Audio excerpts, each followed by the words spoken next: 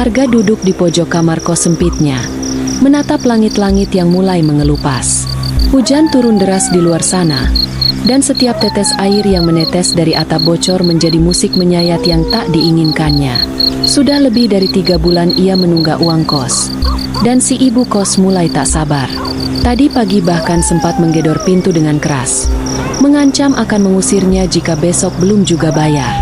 Di tangan Arga, sebuah mie instan dingin belum sempat ia sentuh. Ia terlalu sibuk memikirkan hidupnya.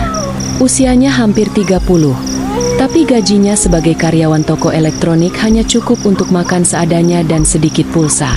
Teman-temannya satu persatu sudah menikah, punya rumah, mobil, bisnis. Sementara dia masih berkutat dengan bon listrik yang belum dibayar dan HP retak yang sudah 2 kali jatuh karena kepleset saat mandi. Kenapa nasib gue begini banget sih? Gumamnya pelan, nyaris seperti doa putus asa. Pernah sekali ia mencoba jualan online, tapi barang dagangannya tak laku. Pernah ikut trading, tapi justru habis modal karena tak paham cara mainnya. Sering ia mendengar tentang orang-orang yang tiba-tiba kaya, entah karena ikut grup rahasia, belajar spiritual, atau yang paling sering, katanya sih pakai jalan gaib. Awalnya Arga hanya menganggap itu konyol, tapi makin hari, godaan makin besar. Apalagi saat ia melihat tetangganya, Mas Bayu, yang dulu sama susahnya, kini punya mobil dan kos cewek cantik. Ada desas-desus. Mas Bayu itu ikut semacam ritual malam dan sekarang hidupnya enak banget. Arga mulai membuka internet, mencari hal-hal yang dulu ia hindari.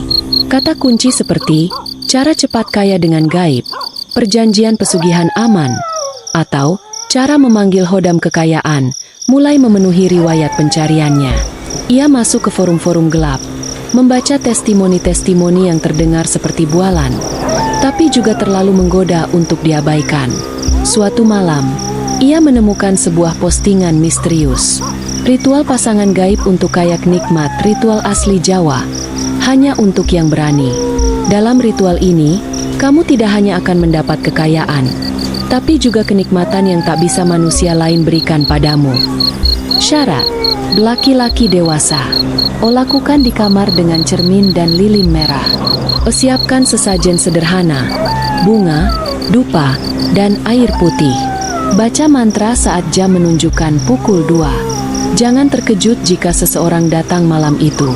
Jika dia menerimamu, hidupmu akan berubah selamanya. Arga membaca ulang berkali-kali. Ada sesuatu yang membuatnya tak bisa berhenti menatap layar. Seolah-olah ada suara kecil dalam kepalanya yang membisikkan, "Lakukan saja, sekali ini, tidak akan ada yang tahu."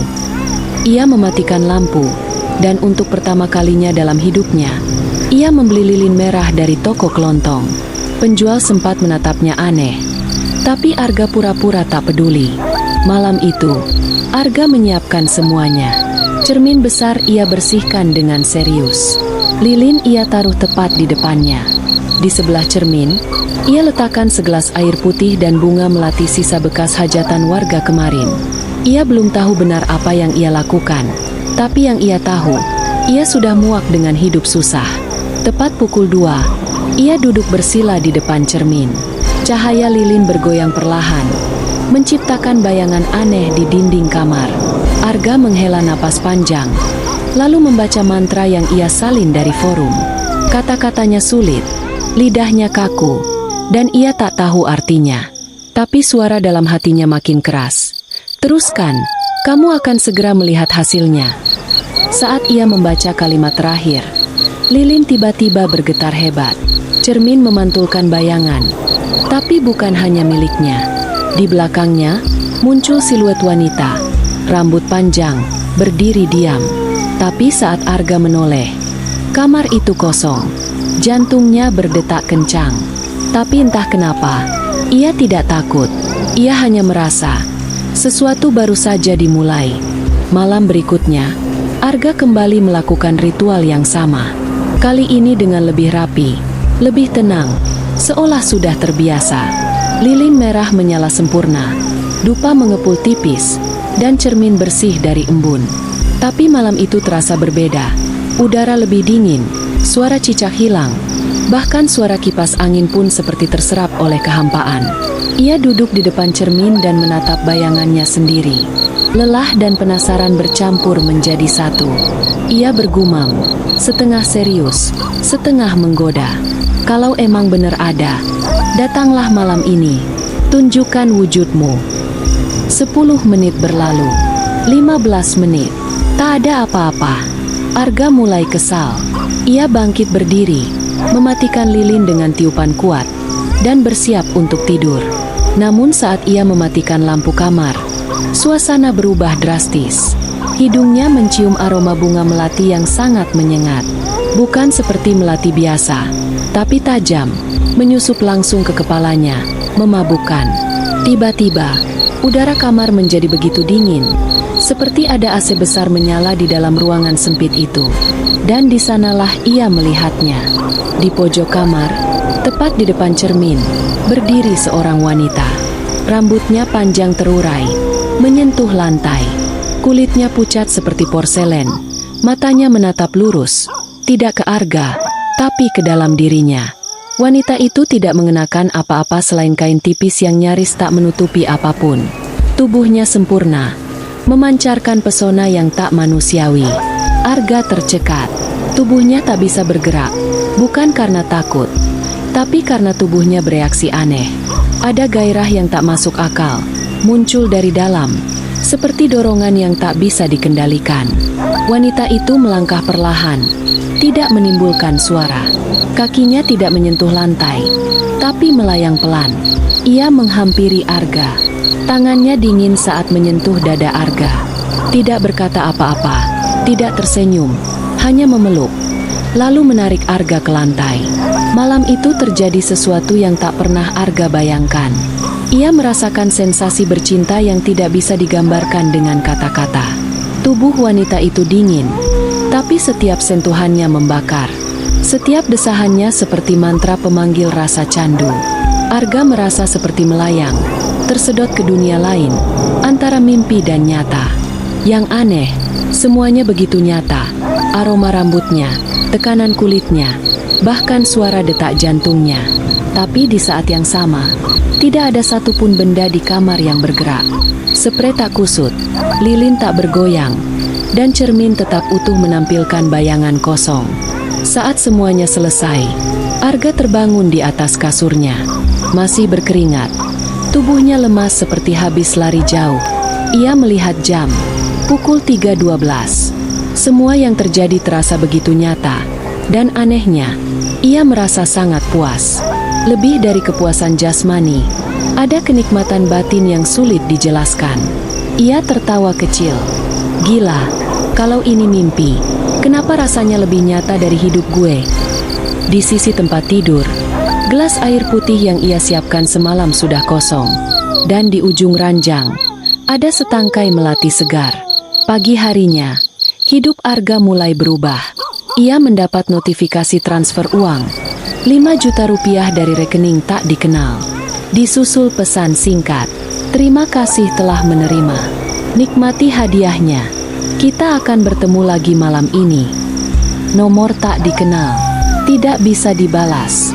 Tapi Arga tahu betul siapa pengirimnya. Dan dalam hati, ia tidak takut.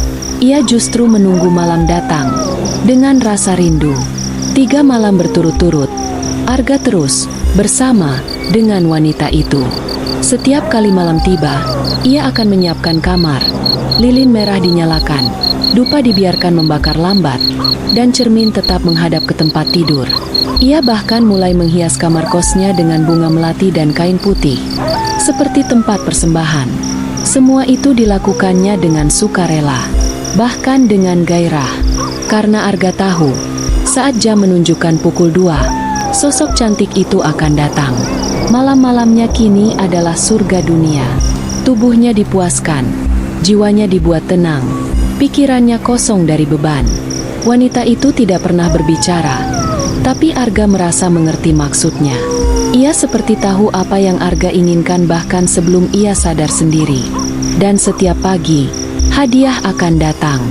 Hari keempat, bosnya di toko mendadak memberinya bonus 15 juta rupiah karena performa bagus. Hari kelima, ia menang undian pulsa 5 juta rupiah dari provider yang tak pernah ia daftar. Hari keenam, sebuah transfer masuk 100 juta rupiah dengan catatan hadiah kecil dari yang menyayangi.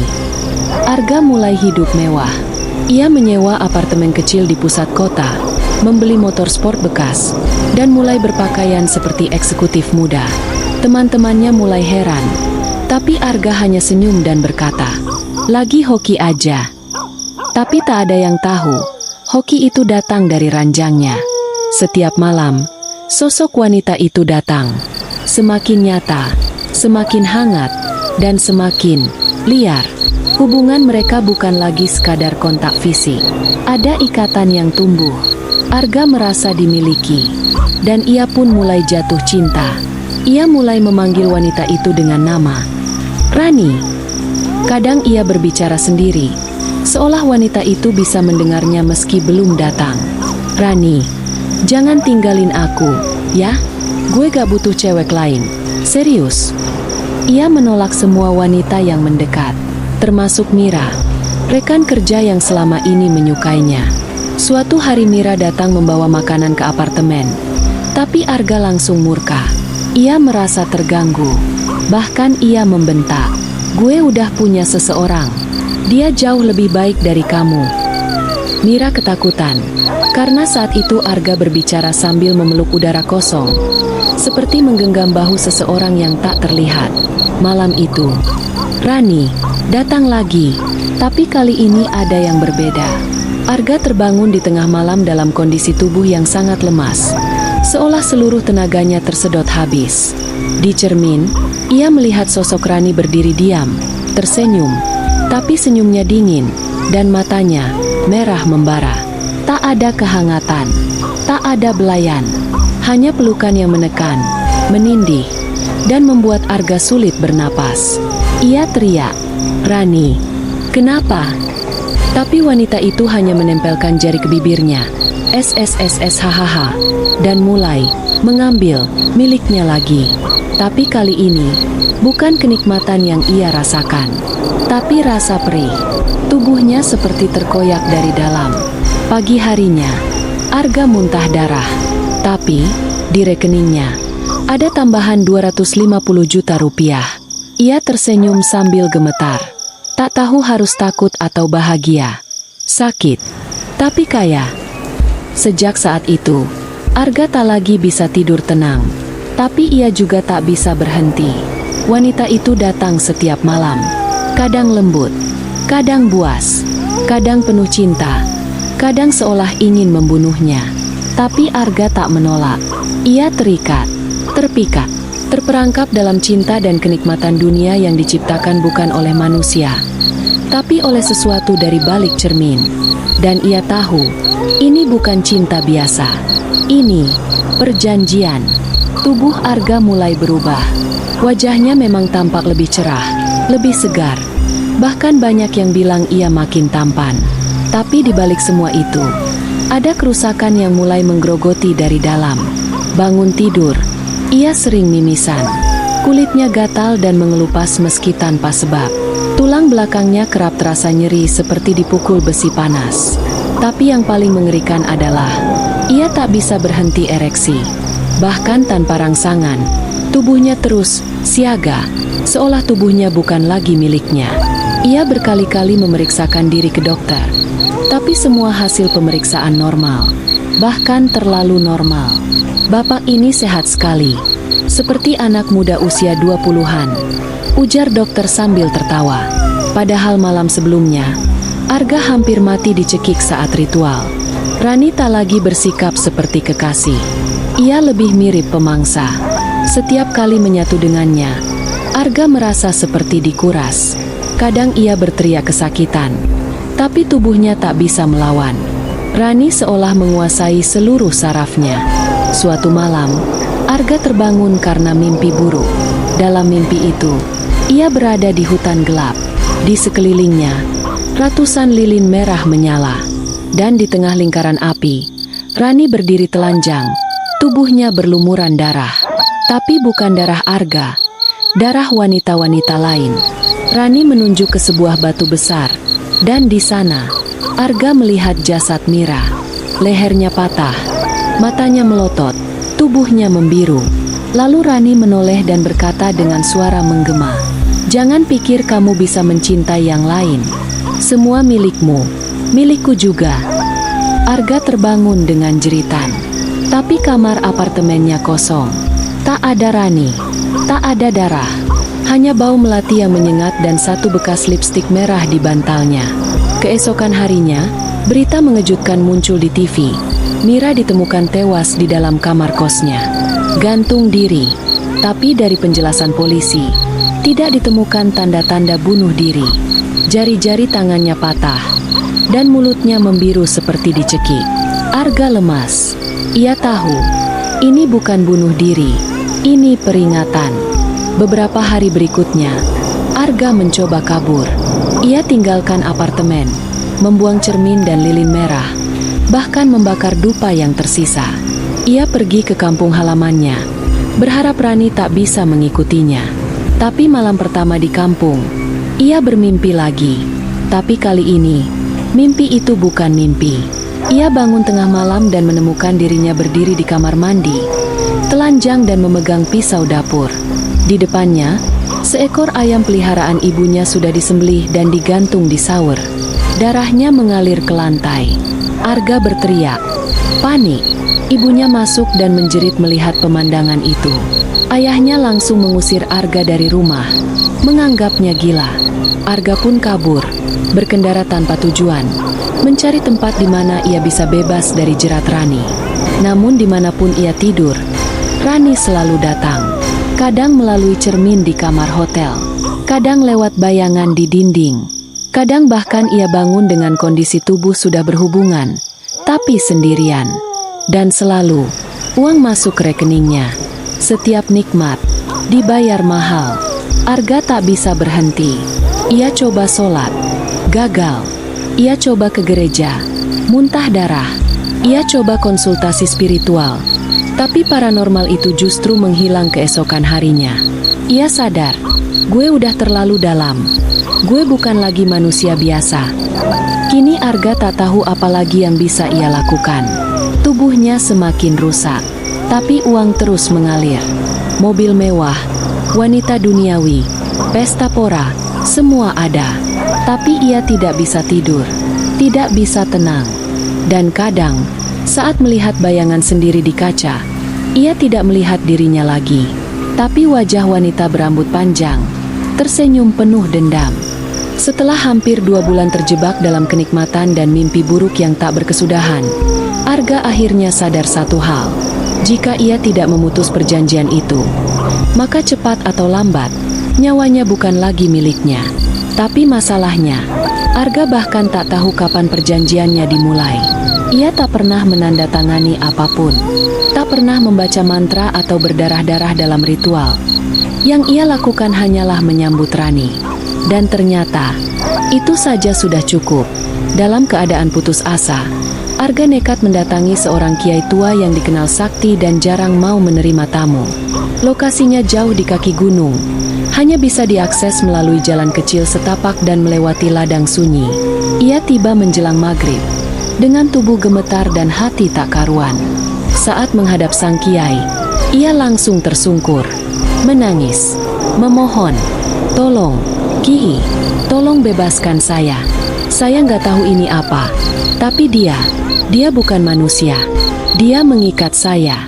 Dia menguasai tubuh saya. Saya sudah nggak bisa milih."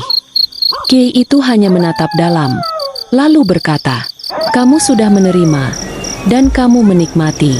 Saat kenikmatan dikawinkan dengan keserakahan, maka jiwamu jadi pintu, dan pintu itu sudah terbuka lebar." Kiai itu tak langsung membantu. Ia menyuruh Arga puasa mutih selama 7 hari, hanya minum air dan makan nasi putih tanpa garam. Tidur hanya boleh di lantai, tanpa bantal. Tak boleh melihat cermin, tak boleh mandi malam, dan tak boleh bicara dengan siapapun setelah maghrib. Arga menurut. Ia lakukan semua dengan sisa tenaga dan niat terakhir yang ia punya. Tapi Rani tidak tinggal diam. Malam pertama puasa, Arga bermimpi tubuhnya dibakar dalam tungku besar. Di sekelilingnya, puluhan wanita tanpa wajah tertawa. Rani duduk di atas singgasana batu, menjerit seperti dicabik dari dalam. Arga terbangun dengan napas sesak. Di tubuhnya ada bekas luka bakar di dada, nyata, seperti dibakar api lilin. Malam kedua, suara-suara mulai muncul di dalam kepalanya. Kenapa kamu tinggalkan aku? Arga, kamu milikku. Kamu yang membuka pintunya. Kalau kamu pergi, semua yang kamu sayang akan ikut mati. Semua, semua, semua. Arga menjerit, tapi tak bisa melawan. Ia mengurung diri di kamar pondok, menggigit bibir sendiri agar tidak membalas bisikan itu. Malam ketiga, setan mengambil rupa ibunya. Wanita tua itu muncul di depan pondok, memanggil Arga, menangis, meminta tolong. Tapi Arga tahu itu palsu. Ia tahu ibunya masih di kampung. Tapi tetap saja, air matanya mengalir. Maaf, aku cuma mau hidup normal lagi. Malam kelima, yang paling mencekam, Arga bermimpi berada di pelaminan. Ia mengenakan jas hitam. Di sampingnya, Rani, mengenakan kebaya pengantin merah darah. Wajahnya tak terlihat jelas, tapi tubuhnya menggoda dan menakutkan sekaligus.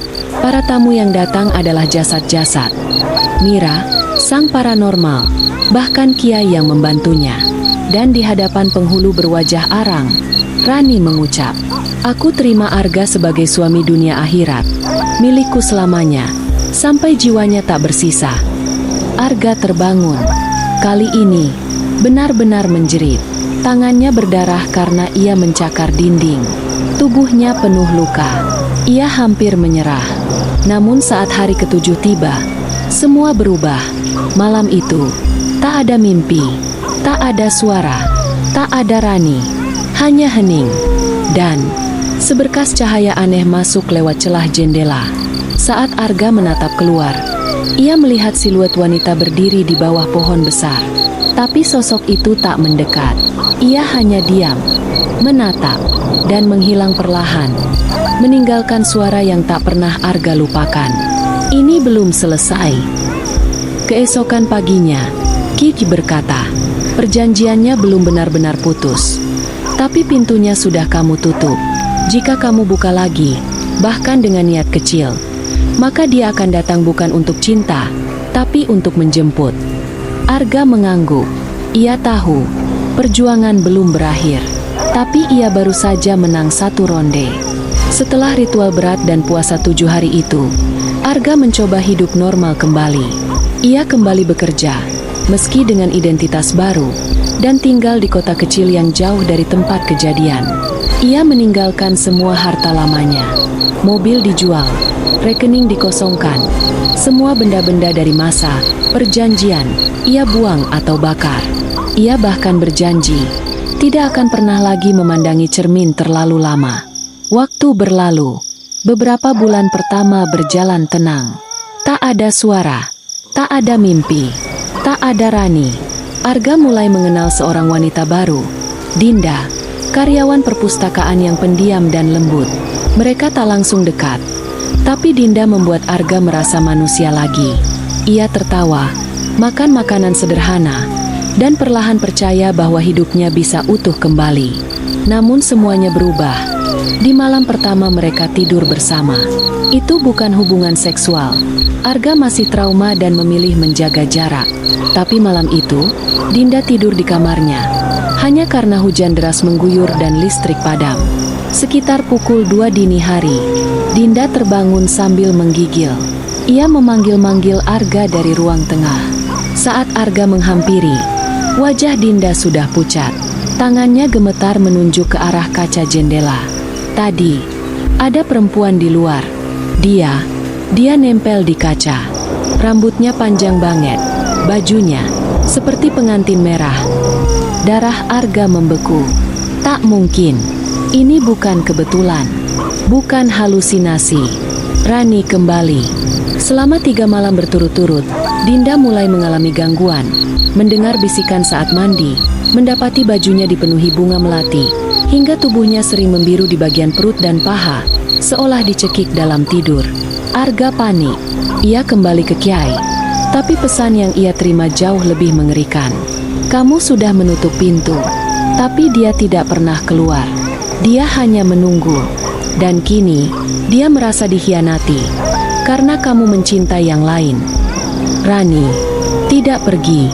Ia hanya diam, menanti saat Arga merasa aman.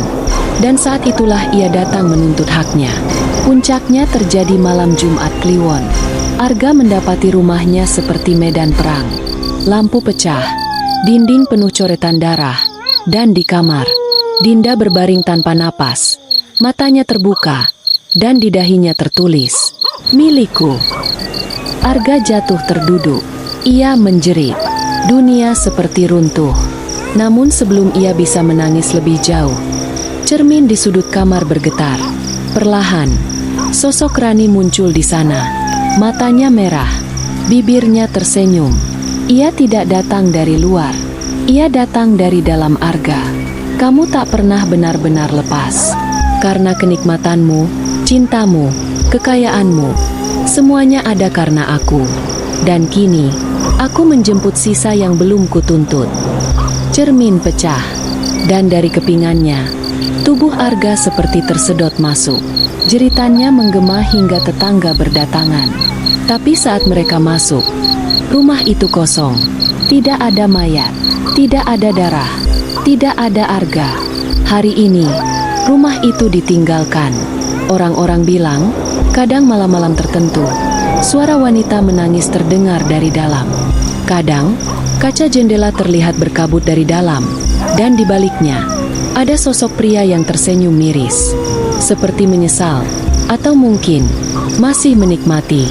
Karena sekali kau rasakan kenikmatan dari dunia gaib, maka jiwamu sudah bukan milikmu lagi.